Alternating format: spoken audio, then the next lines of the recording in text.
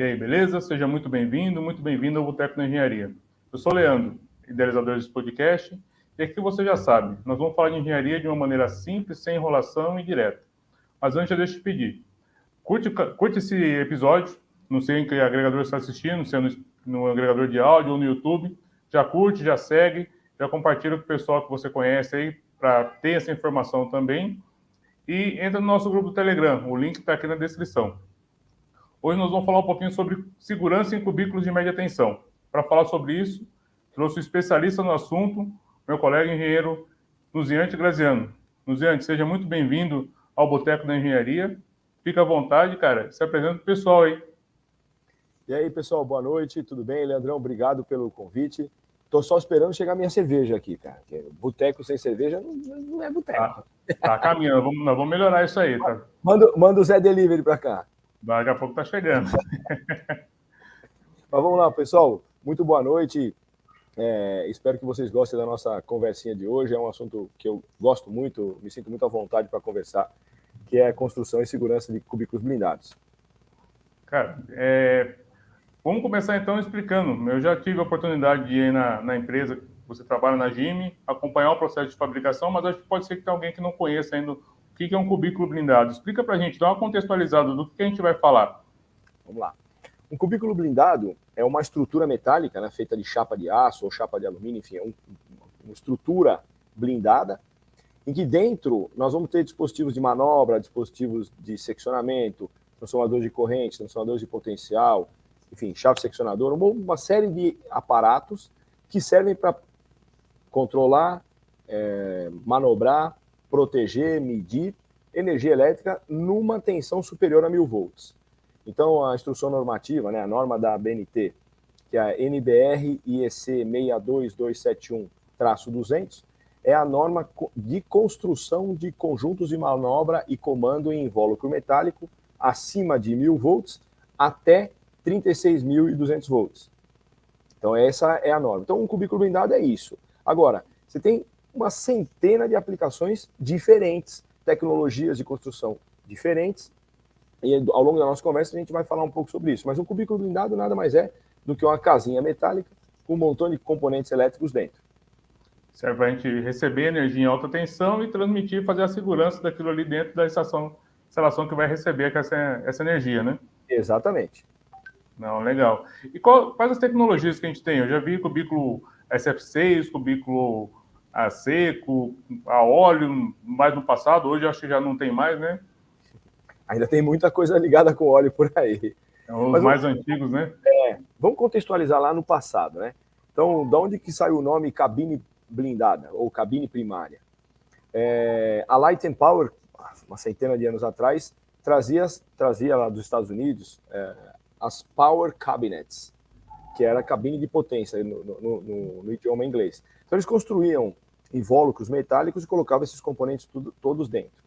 E lá dentro tinha algumas coisas importantes, como a gente já citou, que eram chaves a óleo ou disjuntores a óleo, com relés de proteção, também com retardo a líquido. Eram coisas que na época a tecnologia que existia, né? E depois nós começamos a avançar. Então, do óleo isolante, nós passamos para alguns disjuntores a sopro magnético. Então, para extinguir o arco elétrico quando o polo se abre, né? Se colocava como se fosse um campo girante para fazer com que o arco elétrico aumente de comprimento, e aí se assoprava um ar e ele esticava de modo a romper esse arco elétrico que se produzia quando os contatos se abriam. E aí a tecnologia começou a avançar exatamente na câmara de extinção de arco. Então nós passamos a ter disjuntores a vácuo, estou falando só do disjuntor, não do cubículo por enquanto, tá? Nós começamos a ter disjuntores a vácuo, disjuntores em SF6 e assim sucessivamente. Temos uma série de tecnologias, e o óleo ainda existe, né? Alguma coisa que é disponível em disjuntores a pequeno volume de óleo. Os grandes, né? O saudoso C15, aí os jovens há mais tempo que viram disjuntores antigos operando, tinha lá um C15, que era uma panelona em que os 3 polos do disjuntor ficavam dentro da mesma panela. E aí avançou-se para o disjuntor com o óleo isolado por polo. Então, eu tenho 3 polos, eu tinha 3 tanques. 3 câmaras de óleo. E aí, a revisão da 14039 impedia que o volume de óleo nesse polo disjuntor fosse superior a 1 litro por polo. E assim foram avançando. Agora, quando a gente fala em cubículos blindados, aí a coisa é mais sofisticada ainda. Porque lá no passado, nós usávamos o ar como isolante. E ainda usamos muito. Mas, o que acontece com o ar? A quantidade de ar e a pressão desse ar, quando nós falamos na altitude a nível do mar, você tem uma quantidade de moléculas lá, você tem uma densidade do ar. Quando você começa a aumentar essa altitude, passa de 1.500, 2.000 metros, então você que é o ouvinte aí, o nosso espectador, que há de convir comigo que esse ar fica mais rarefeito. Então a capacidade deste ar de isolar o circuito elétrico diminui. E aí começou a dificultar a coisa, porque você ter um equipamento e dependendo de onde você o instala, ele funciona melhor ou pior, então motivou a utilização de novas tecnologias para isolamento do cubículo. Então, o ar ainda continua, porque o ar é barato, é grátis, então nós usamos, mas quando você, por exemplo, na altitude de Quito, lá no Equador, você não consegue usar um cubículo classe 15 kV para manobrar um circuito de 15 kV, porque eu tenho menos ar, então eu tenho que usar tensões de isolamento maior do cubículo para uma tensão de operação. Por exemplo, um cubículo que vai operar em 23 kV, ele precisa ser classe de isolamento 34 kV nessas altitudes. E aí a coisa começou a avançar.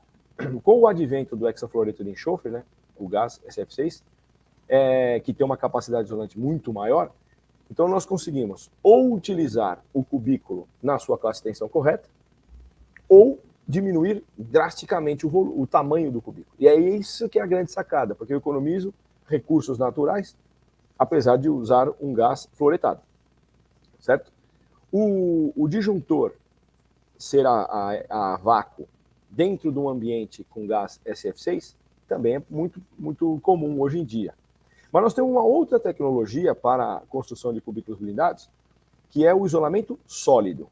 Então vamos lá, desde o início, né? Eu tenho ar como material isolante, aí eu construo um cubículo misto, onde eu tenho chave seccionadora e disjuntor dentro do SF6, mas os barramentos estão no vácuo. Então esse cubículo chama-se misto.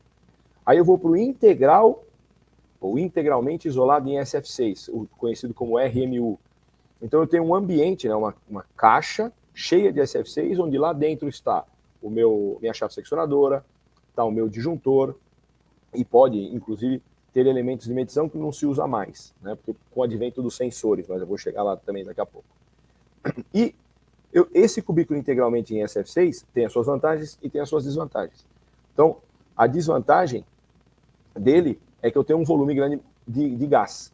E isso pode se tornar um problema se a gente tiver algum tipo de vazamento. E aí, com o advento a melhoria, né, da tecnologia dos isolantes sólidos, hoje você tem cubículos de média tensão até 52 kV, construído com peças que a gente monta como um Lego, só que as peças são todas isoladas. Então eu tenho um barramentinho isolado, eu tenho o disjuntor isolado, eu tenho a chave seccionadora isolada, e a gente vai montando esse Lego e constrói um cubículo que a gente chama de isolamento sólido. E esse cubículo, óbvio, ele tem uma tecnologia muito superior, mas ele custa muito mais caro. Um cubículo com capacidade de curto-circuito aí 40, 50 kA é o típico de mercado. Então a gente está falando de um cubículo isolado a ar para chegar a 20 kA já é lá suado. Em cima. É suado. Então, a grande sacada dos últimos tempos nos cubículos, tanto mistos SF6 como integralmente isolados em SF6, são os sensores. Então hoje a gente tem sensor de tensão, sensor de corrente, que não são mais os transformadores ferromagnéticos que nós somos habituados. Então tem um monte de novas tecnologias sensores para temperatura, umidade, vibração, indústria 4.0 na veia. E isso faz com que o tamanho dos cubículos esteja se reduzindo ainda mais. Quero ver um dia que a gente vai ter um cubículo tão pequeno que não vai dar para ligar o cabo dentro. Vai ficar tão apertado. O limitador vai ser o cabo, né? O limitador vai ser a barriga do eletricista, que não consegue não consegue entrar ali. Isso é uma vantagem, né, cara? Esses cubículos menores, a gente vê que muito lugar que a gente vai colocar o cubículo, você tem um problema de espaço, né? Você tem que pensar numa área toda especial reservada para ele, uma área grande. Então, hoje a gente consegue diminuir isso, dependendo de uma aplicação específica, você põe um cubículo com uma tecnologia maior. Pensa quanto custa um metro quadrado. Aí se justifica utilizar um cubículo de 36 kV isolado a ar, que é um monstro, ou um cubículo isolado em SF6, que tem dimensões muito reduzidas. Tudo é fazer conta, quanto você está disposto a gastar, né? Proporcionalmente, a gente está falando de quanto? Reduz 1/3? Em volume? Em volume? Não, menos de 20%. Menos de 20%? Então, nessa comparação de um cubículo isolado a ar de 36 kV com um cubículo integralmente isolado em SF6, é menos de 20% de volume. Não é então, redução, é reduzido em 80%. Isso, reduzido em 80%. Mas é isso. Ele fica com 1/3. Ele fica com menos de 1/3 do tamanho original. Um quinto. Nossa. Reduz demais, né? Então é o tamanho do disjuntor, praticamente. Sim. E hoje, com o custo do aço, e sobretudo do aço, né, e da pintura desse aço, o preço já não está tão proibitivo, não. Isso que eu ia comentar, né? Na média, isso acaba ficando uma diferença muito pequena hoje, né? O preço do aço está lá em cima. Dependendo da criticidade da carga da tua instalação, o cubículo integralmente isolado de SF6 acaba saindo mais barato. Né? Porque você enfeita tanto o pavão, né, como se diz no linguajar popular, de um cubículo isolado a ar, você enfeita tanto ele para colocar tanto sensor, tanta coisa, que tanta acaba ficando mais fácil você tem que investir. Um cubículo menorzinho. Exato. Né? Você põe o menorzinho, ele atende. E a manutenção dele é a mesma coisa? Mais fácil? Na verdade, diminui a manutenção, né? Muito, muito. O problema é que você tem que manter esse cubículo sob rígidos controles, né? Sobretudo de corrosão. Então, se tiver num lugar onde, por exemplo, tem muita névoa salina, parque solar, parque eólico no litoral, você tem que tomar muito cuidado, porque a salinidade do ar vai corroer a chaparia. Então, se esse cubículo, ainda que ele seja construído em chapa de inox, se ele ficar exposto diretamente ao tempo, em pouquíssimos anos a salinidade vai corroer e vai vazar. Então, esse é um cubículo que precisa de um pouco mais de cuidado. Sim, então é bom pensar que a gente vai ter um cubículo, eu posso falar besteira aqui, mas a gente pode ter um cubículo metálico dentro de uma estrutura de alvenaria ou de, sei lá... Mesmo estando em alvenaria, se você não tratar o ar, não secar o ar e tirar a salinidade, ele fica exposto a essa salinidade. É chuva ácida, cara, que cai em cima dele. É impressionante. Quem já teve a oportunidade de visitar parque eólico no litoral, ou mesmo hotéis que ficam na beira do mar em alguns lugares no Brasil, tipo Natal, uma parte de Salvador, é impressionante a capacidade que aquilo tem de corrosão. Corrói tudo, né, cara? Mesmo abrigado dentro da alvenaria. Então, não é incomum, aliás, é muito comum a gente encontrar cubículos integralmente isolados em SF6 com uma segunda carcaça por fora e ligados a eletrodos de sacrifício. Então, para que haja proteção galvânica, né? Proteção galvânica para... Então, você põe uma caixa dentro da outra. Uma caixa dentro da outra e essa outra de fora protegida por um metal de sacrifício. Sim. Senão, não vai. Vai comendo de fora para dentro e a hora que aquela primeira caixa estiver ruim, você tira uma, põe outra. Exatamente.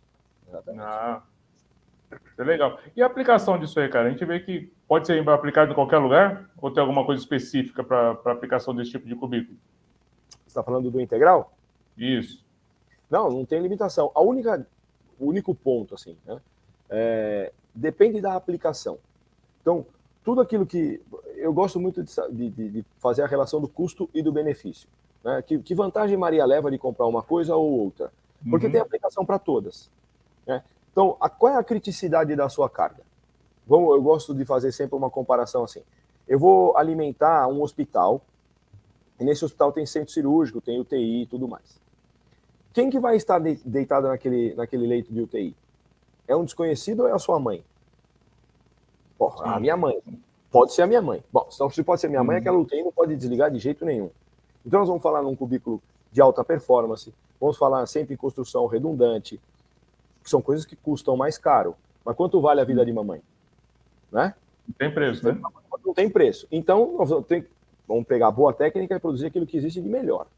Então, agora, eu não estou falando mais de uma UTI onde mamãe pode um dia estar lá internada. Estou falando agora de uma indústria de baixa performance, em que o processo produtivo não tem perdas se eu ficar 1 hora sem energia, 2 horas sem energia.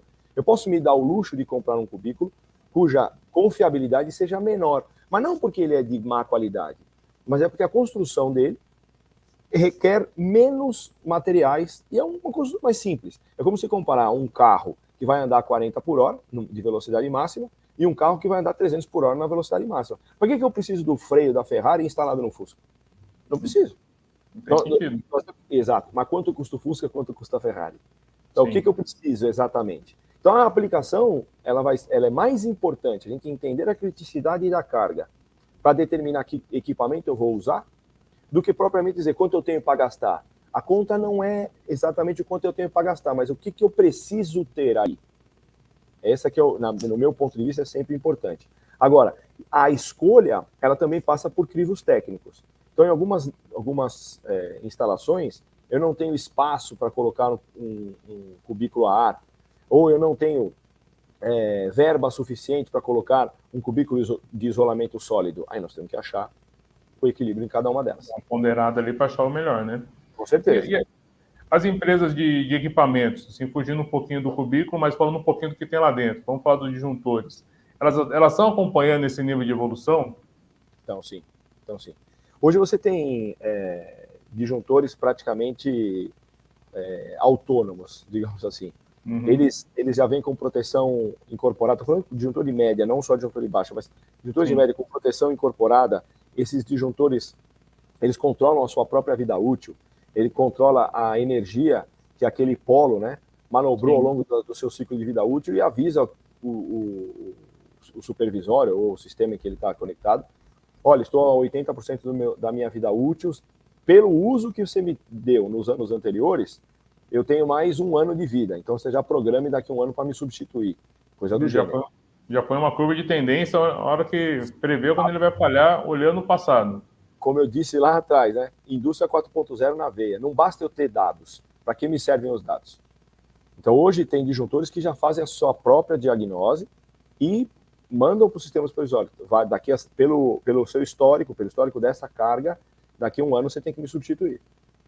Eu acho isso sensacional. Fantástico, independente da tecnologia que eu tenho lá, se o disjuntor é a vácuo, se o disjuntor é SF6, independente.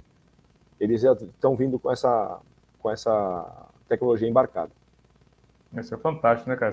Você tira da mão do homem aquele controle de ter que ficar olhando o disjuntor, colocar um cara lá na frente para ver o número de operação, como que está. Porque o número de operações, ele é um indicativo, né? Esse é um indicativo de funcionamento mecânico. Mas um disjuntor não estraga só pelo funcionamento mecânico. Sim. Sobretudo, ele estraga pelo funcionamento elétrico. Quanto de energia aquele polo extinguiu? Qual característica ele abriu também, né?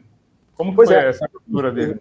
500 manobras em corrente nominal ou fiz 3 manobras em corrente de curto-circuito? Exatamente. Pode ser que o desgaste no contato seja o mesmo. Uhum. Então, ele não é um disjuntor que vai fazer 2.000 operações em curto-circuito de forma nenhuma. Ele tem uma característica diferente. E ele conseguir enxergar isso, ele dá um retorno muito grande, né? Até para se programar numa manutenção preventiva, saber como programação de custos, saber daqui 5 anos ou 2 anos eu tenho que me preparar para já separar uma verba para poder trocar um disjuntor, para poder trocar alguma coisa que está sinalizando que vai ter falha. Exatamente. Então, é importante isso. A gente vinha... O Brasil em si, né, vem com um conceito de que manutenção é custo. Então, temos que relacionar, eu acho importante quem nos assiste, ter que relacionar quanto me custa a hora parada. Exatamente. Então, quando eu sei quanto custa o meu processo, eu ficar 1 semana, 2 semanas sem energia para conseguir recuperar um cubículo que explode ou um disjuntor que deixa de funcionar, é uma conta que precisa ser muito bem feita. As nossas instalações, elas estão abandonadas, né? Em regra geral, eu ando muito... Tudo abandonado. Mas são pouquíssimas indústrias e alguns poucos centros comerciais que têm equipe de manutenção e que fazem a manutenção como um investimento. Eu enxergo dessa forma. Mas a grande maioria das instalações está absolutamente à própria sorte. Por quê? Porque no passado... no passado e hoje, são equipamentos robustos, né? Se você não tem muita manobra, o cara dura ali 30, 40 anos fácil. Se você fizer manutenção, sim. Sim. E o pessoal que está, muitas vezes, à frente das manutenções, não tem argumento, muitas vezes, argumento técnico suficientemente convincente para sensibilizar a alta direção, né? Sem Ah, eu dúvida. preciso trocar isso. Ah, mas nunca aconteceu. Não tem Mas histórico disso. Mas a é hora que aquela história, acontecer, a probabilidade e a estatística, né? A é, estatística diz que nunca aconteceu. Sim, mas se nunca aconteceu, a probabilidade está aumentando. sim, a probabilidade está aumentando. É fazer essa relação dos dois. Com certeza. Falando nisso, o que a gente tem que olhar no cubículo de média tensão? Quais os principais pontos que a gente tem que observar nisso? Estamos falando lá no início na construção ou na manutenção? Na manutenção. Na manutenção? A manutenção, eu tenho para mim que todo defeito elétrico que se preze, né, que tem potencial destrutivo, ele vai se manifestar de duas formas. Ou por aumento de temperatura, que é o clássico, né? Tem um problema de aperto, então aquele contato vai relaxando o aperto e o espaço vai aumentando, e ao longo do tempo a temperatura vai subir. Mas isso é um processo relativamente lento. Quando eu começo a ter vibração, é um processo que vai andar mais rápido. Então, se eu monitorar temperatura e vibração, eu sempre tenho um bom panorama do que vai acontecer. Então, a primeira coisa quando a gente fala em manutenção é verificar a temperatura. Por quê? Se eu tiver um controle da temperatura, eu sei como estão os contatos, eu sei como está o contato entre chave seccionadora e barramento, por exemplo, barramento e disjuntor, barramento com TC, TP e tudo mais. Então, eu monitorando aquilo ali, eu vejo, eu já tenho um bom indicativo. O que era a tecnologia do passado nos dizia que a gente tinha que fazer termografia. Lembra? Esse termo era fantástico. Sim. Só que isso expõe o profissional de manutenção ao risco. Como é que você faz termografia com painel com porta fechada? Não tem como. Não tem como. Aí, esse conceito... Inventaram a janelinha termográfica. Exatamente. Então, aí nós demos um passo à frente. Então, agora eu não quero... Por quê? Com a questão do arco elétrico, né, do arco interno, devido a uma falha interna dentro do cubículo, nós começamos a ter muitos acidentes, porque a potência subiu de curto-circuito, então começamos a ter mais acidentes. Então, o profissional não pode ficar diante de uma parte energizada exposta. Muito bem, então botamos uma porta na frente. Aí não dá para fazer termografia, inventamos uma janelinha de inspeção termográfica. Isso funciona? Perfeito. Mas nem todos os cubículos velhos tinham janela de inspeção termográfica. Aí nós começamos a instalar janela de inspeção termográfica à torta e à direita. E aí isso violava um invólucro e, em alguns casos, trazia um ponto de fragilidade mecânica onde colocava aquela janela. Então, exatamente, o cara estava fazendo termografia com a pistolinha lá térmica, né, a câmerazinha térmica lá, mirando na janelinha de inspeção termográfica. Por algum motivo, eu corria um arco interno, a porta dobrava naquele ponto onde estava a janela de inspeção termográfica. Então, nós estamos avançando. Aí, para que a gente não tenha que colocar o cara nem de porta aberta, nem de frente para o cubículo, nós temos termometria. Então, a termometria com sensores, então tinha lá uns sensores de infravermelho, ficavam mirados para as barras lá, conectado com o cabo, que custava uma fortuna. Funciona, mas custava uma fortuna. Hoje nós já temos os novos sensores, sensor sem fio, sem bateria, tem uma infinidade de possibilidades. Mas tem coisa muito boa, mas tem que nos preocupar com o meio ambiente também. Se encher de baterias dentro dos cubículos para esse monte de sensores, uma hora você vai ter que trocar essa bateria e vai jogar lá onde? Então, complexo. Então, o que nós temos que, no momento em que a gente faz uma parada, né, desligamento do nosso cubículo, eu tenho o histórico termográfico dele, ou termométrico, né? Tenho o histórico de curva de carga. Hoje, com esses sensores, daqui a alguns anos, as equipes de manutenção avaliam absolutamente com tranquilidade o perfil da carga, o que está acontecendo com ela. E aí você seta alarmes, né, de temperatura. Olha, ao meio-dia, geralmente, essa minha barra aqui está 57 graus. Hoje ela está 59. Não tem problema. Não, hoje ela está 70. Tem alguma coisa errada. Sim. E amanhã ela vai estar 71. Depois de amanhã, 71,5, 72, e vai subindo. Então eu consigo saber que eu tenho um problema. Agora, no momento em que eu desligo o cubículo para fazer uma parada geral, o que eu tenho que ver? Resistência de contato. Quando não estamos falando de líquido isolante, por exemplo, o óleo, que daí eu tenho que tratar, tenho que filtrar, enfim. Sim. Mas eu tenho que medir a resistência de contato. Eu venho acompanhando o ano a ano, lá está 14 micro-ohms, 15 micro-ohms, esse ano deu 150 micro-ohms. Opa, é um indicativo de problema. Então, esses detalhezinhos. O pessoal de manutenção que está me ouvindo aí está falando, ei, esse cara está chovendo no molhado. Mas nem todo mundo tem a experiência que você fez esse comentário, tem, né? Então, estamos aqui, eu e o Leandro, batendo aquele papo para nivelar o conhecimento de todo mundo. Então, eu vejo sempre resistência de contato e funcionamento mecânico. Todas essas operações, geralmente, a gente encontra no manual de instruções do fabricante. Alguns, por exemplo, né, uma chave seccionadora isolada em SF6, a grande maioria das pessoas não sabe disso que eu vou falar. Ela tem que ser operada pelo menos uma vez por ano. Por que tem que operar a chave uma vez por ano? Porque eu tenho que balançar o gás lá dentro. Sabia disso, Leandro? Isso é novidade, você não sabia, não. Tem que misturar o gás. Porque toda vez que você faz uma manobra, você degrada um pouquinho daquele gás lá dentro. E pode ser que ele se concentre numa certa região lá daquele volume. E ele fica parado, é um gás frio. Então a tendência dele ficar sempre baixo e essas bolhas começam a ficar para cima. Então quando você chacoalha, o gás ele se regenera. Homogeneiza e regenera. Isso aqui é importante. Legal, cara. Então isso é importante saber. Mas é um detalhezinho, mas está escrito em todo o manual de todos os fabricantes, está escrito isso lá. Isso é importante se saber. Agora, e a mecânica? E o mecanismo? Será que aquelas molas que estão lá 20 anos comprimidas, será que ela vai ter força para abrir? Ou será que ela já teve uma deformação inelástica e não vai voltar mais? Tem que operar.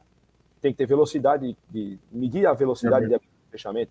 São detalhes muito importantes, mas a gente tem que se atentar. Primeira coisa, temperatura, vibração, resistência de contato e velocidade de abertura. São as 4 coisas que eu gostaria de chamar bastante atenção. Isso é importante para a gente...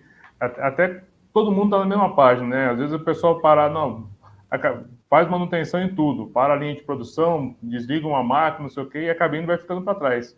Sem dúvida. Às vezes, não por maldade, mas o cara não sabe o que vê na cabine, né? Sem dúvida. Agora, detalhes não elétricos, né? Que é importante. Limpeza de isolador é fundamental, fundamental. Porque a gente tem poluição. Então, tem poeira, tem partícula de ferro, origem, tem um montão de coisa que pode vir parar na nossa superfície do isolador. E o isolador, ele tem aquelas sainhas, né? O pessoal chama lá de a terminação termocontrátil, ela tem saia ou não tem saia? Precisa ter saia ou não precisa ter saia? Então, a saia serve para aumentar a distância de escoamento. Para que serve aumentar a distância de escoamento? Porque se eu tiver poluição de um lado, a gravidade não permite que a poluição grude de cabeça para baixo. Então você tem um monte de sainhas, uma empilhada na outra, em cima eu tenho sujeira, embaixo dela não. Na próxima eu tenho sujeira em cima, mas embaixo não. E assim sucessivamente. Então eu aumento essa distância de escoamento exatamente para isso. Mas numa parada, eu vou limpar tudo. Isso é muito importante. E também, como nós falamos lá no início, né, problemas de corrosão estrutural.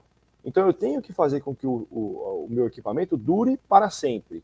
E se eu não fizer manutenção na chaparia dele, começar a ter pontos de ferrugem e assim sucessivamente, ele vai estragar, vai pingar água para dentro. Esse é um outro assunto importante. Equipamentos de uso ao tempo, né? Cabine primária que fica ao tempo. Pinga dentro? E muito. E muito. Porque a água é um danado, né? Ele acha sempre o caminho mais curto para onde não deve. E aí, essa água, ela vai pingar no isolador, ela vai pingar em cima de um TC, de um TP ou de um motor, e a hora que eu começar a ter aquelas gotinhas, né, quando ele pinga, espirra, e eu tenho aquele lugar sujo e molhado, com certeza ela vai achar um lugarzinho para furar a distância de escoamento e aí abrir o arco. Falando de arco, a gente tem proteção para o arco interno também, né? É importante que nos cubículos eles tenham essa característica de proteção contra arco interno, né? Olha, de 5 a 10, de 10 anos para cá, a tecnologia de mitigação do arco interno vem evoluindo muito, né? Então você tem hoje sensores para arco interno que funcionam com luz, né? Com flash com confirmação por corrente. Mas para que serve isso daí? A gente fica se perguntando, para que serve eu botar um relé detetor de arco num cubículo blindado? Então vamos voltar para trás. Um cubículo resistente ao arco interno basta para a minha instalação? Não sei. Agora, se eu tiver um eletricista na frente de um cubículo resistente ao arco interno e ocorrer um arco interno lá dentro, ele vai estar protegido? Vai. Mas será que o cubículo vai estar em condições de operação depois que o arco passar? Talvez não. Então, se o tempo de curto-circuito, por exemplo, nos ensaios que a Jimmy faz nos seus painéis, o tempo de curto-circuito é 1 segundo. Então, 1 segundo absolutamente destrói o cubículo, destrói, e não é mais utilizável. Mas eu salvo a vida do cara que está do lado de fora. Mas para minha instalação não basta. Então, a associação de um painel obrigatoriamente tem que ser resistente ao arco interno, porque nós estamos falando de proteção da vida do profissional que está ali diante, certo? Esse é inegociável. Agora, se eu puder também colocar na cabeça de quem paga a conta, de que existe tecnologia hoje a custo acessível e que limita o tempo do curto-circuito, né, desse arco, em vez de ser 1 segundo, nós vamos falar em 100 milissegundos, 80 milissegundos, a destruição desse patrimônio será muito menor, mas muito menor.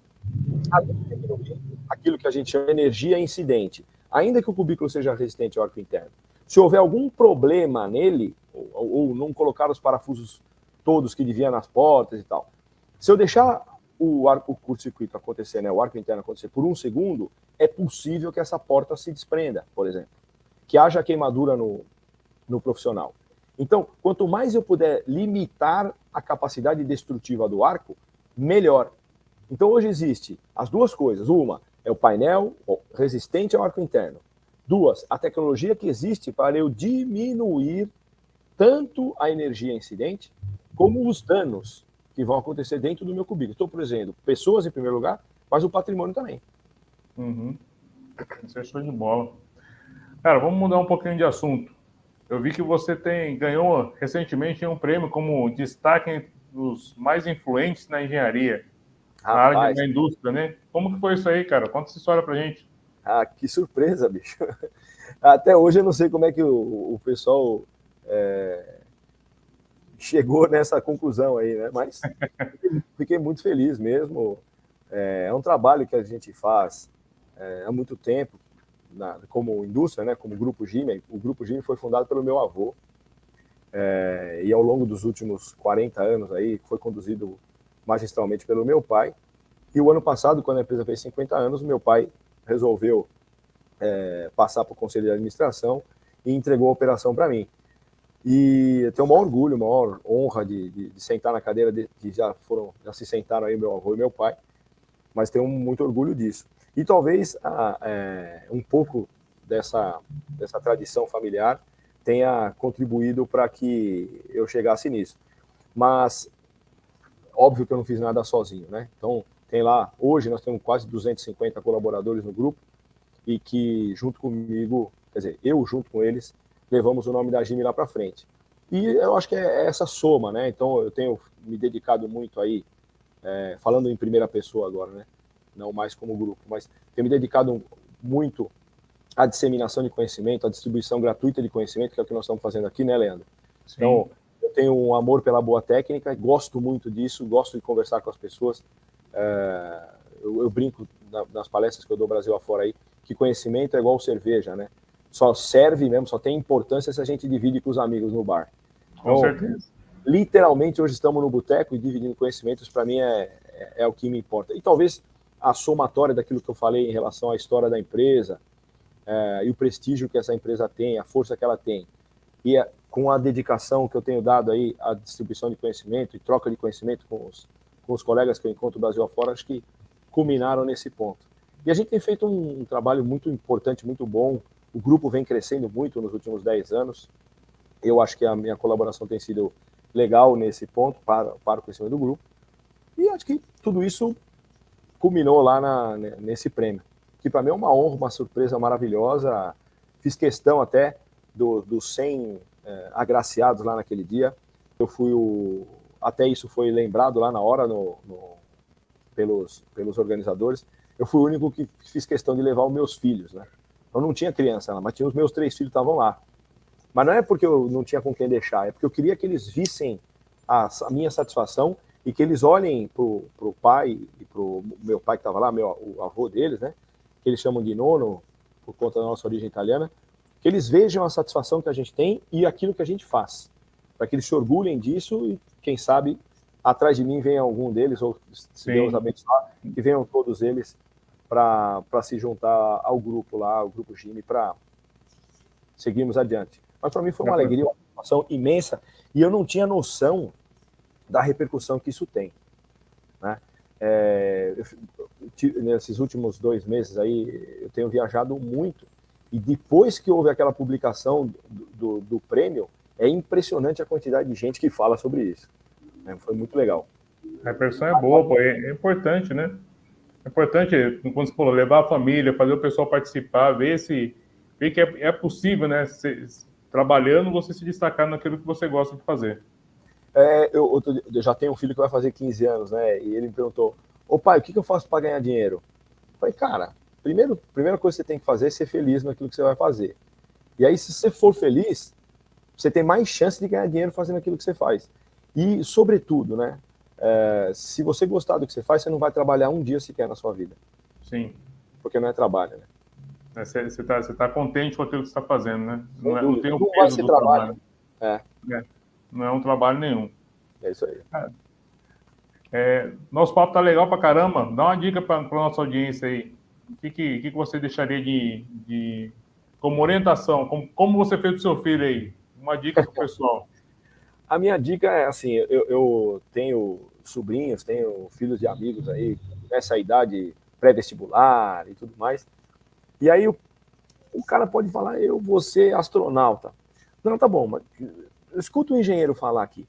Aí eu começo a falar sobre o mercado de trabalho, né? Eu estou militando lá no CREA, como conselheiro regional aqui da nossa região, de Suzano, né? Representando a Associação dos Engenheiros, Arquitetos e Agrônomos de Suzano, lá no CREA. E tenho visto o movimento que tem acontecido na formação dos profissionais. Então, não tem profissional suficiente no Brasil para tocar o desenvolvimento que o Brasil precisa. Não tem. Então, aqueles que acreditarem em mim e estudarem engenharia hoje, com certeza tem um mercado de trabalho garantido para a sua vida, garantido. Nós não temos profissionais. Então, se eu puder... Não estou evangelizando, não, mas se eu puder recomendar para alguém alguma profissão, seja engenheiro eletricista, porque não tem profissional, não tem. E quem tem hoje, peso de ouro, paga-se muito. Como hoje está o profissional de TI, né? O profissional de TI está valendo uma fortuna hoje. Sim. Mas sem energia elétrica eles não são ninguém. Se a gente pensar em 90% das profissões, das engenharias, sem eletricidade nada roda hoje, né? Não, o mundo. O médico não trabalha sem energia elétrica, sem equipamento eletromédico. Sim. TI não funciona, o mundo não funciona sem energia elétrica. O mundo não funciona sem nós. Não funciona. Puxando a sardinha para o nosso lado, nossa profissão é essencial. É fundamental. Quase divina. Quase divina. A minha dica é essa, cara. Vamos para a engenharia elétrica porque nós precisamos de profissionais. E engenharia, em geral, estamos sem profissionais de boa qualidade. Então, se você aí está estudando engenharia, está nos assistindo aqui, pelo amor de Deus, estude. Meu avô se formou em 1946 e estudou mais de 8.000 horas para o seu curso de engenharia. Estava discutindo isso semana passada lá em Salvador, no Sinase. Hoje, nós estamos discutindo para manter o curso de engenharia acima de 4.000 horas. Já estão falando em 3.800. Como é que você forma um profissional nos tempos de hoje que precisa ser multidisciplinar, precisa ter conhecimento em muitas áreas, porque a nossa vida hoje é multidisciplinar. Nós estamos estudando a metade do que meu avô estudou, pô.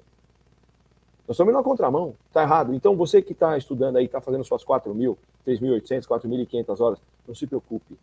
Vai para os livros, vai estudar, vai assistir podcasts ou vídeos como esse que o Leandro promove com brilhantismo. Aprenda, acumule conhecimento, porque isso é o que faz você valer mais no mercado. Sim, não tem como, né? Se ficar só na academia, você não consegue fazer nada. Você vai ser igual aos demais que estão ali. Aí não tem como se diferenciar. E a empresa vai ter que te ensinar. E você demora para crescer. Seu salário demora para crescer por consequência. Por consequência. É tudo... uma coisa puxa a outra, né?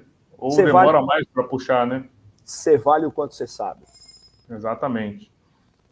Cara, muito legal a nossa conversa. Muito obrigado. E como que as pessoas podem entrar em contato com você, Nuziante? Pelo Grupo GIME. Você pode buscar nas redes sociais, Facebook, LinkedIn, Instagram, pelos nossos sites www.gime.com.br Gime é G de gato, I de igreja, M de Maria, I de igreja.com.br, ou Gime Pogliano, Gime Bonomi, Gime Service, todas essas empresas do grupo Gime. Você pode ir lá, em qualquer uma delas você vai encontrar lá meu telefone, meu e-mail, e eu estou à disposição de todos vocês, e com o maior prazer, aquilo que eu souber responder, responderei. E aquilo que eu não souber, nós vamos procurar a resposta juntos. Esse é um detalhe da engenharia. A gente não precisa saber tudo, a gente precisa conhecer as pessoas que sabem. Isso é exato, precisa ter uma boa lista telefônica. Um bom network, uma boa lista telefônica. É isso aí. Luziante, mais uma vez, muito obrigado, cara, por aceitar esse convite, nos trazer esse monte de informação e vamos marcar outras conversas aí para a gente trazer mais informação para o pessoal, cara. Eu que agradeço a honra e a satisfação aí do convite. Leandro, estou sempre à disposição de vocês e dos seus espectadores. Show de bola. Então é isso. Muito obrigado por participar, por acompanhar mais esse episódio. Nos vemos no próximo aí. Forte abraço e até mais.